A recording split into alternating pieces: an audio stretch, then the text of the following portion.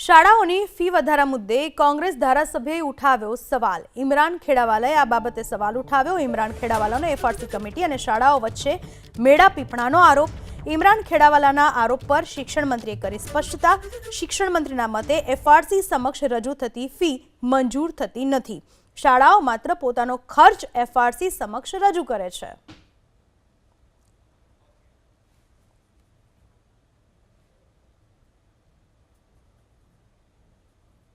આ કમિટી એટલા માટે સરકારે બનાવી છે કે જે વિદ્યાર્થીઓ ભણે છે સ્કૂલોના અંદર ને પ્રાઇવેટ શાળાઓના અંદર જે શાળાઓ જે પ્રમાણે અલગ અલગ ચાર્જ વસૂલ કરે છે તેના માટેની આ કમિટી છે। પરંતુ સરકારના જવાબના અંદર કોઈ પણ સ્પષ્ટતા કરવામાં નહોતી આવી કે કઈ કઈ શાળાઓ આવી આ પ્રકારની ફી વસૂલ કરે છે અને કેટલી સંખ્યામાં છે તેની સરકાર તરફથી કે મંત્રી તરફથી કોઈ પણ જાતની માહિતી આપવામાં નથી આવી। મારા પાસે જે માહિતી પ્રમાણે ઘણી બધી એવી શાળાઓ છે જે વિદ્યાર્થીઓ પાસેથી ફી વસૂલ કરે છે, જેના કારણે તેના પરિવારના જે ઘણા બધા લોકો છે, વાલીઓ છે, એ પણ અમારા પાસે આવે છે કે આ શાળાઓ અમારા પાસેથી ડબલ ફી વસૂલ કરે છે।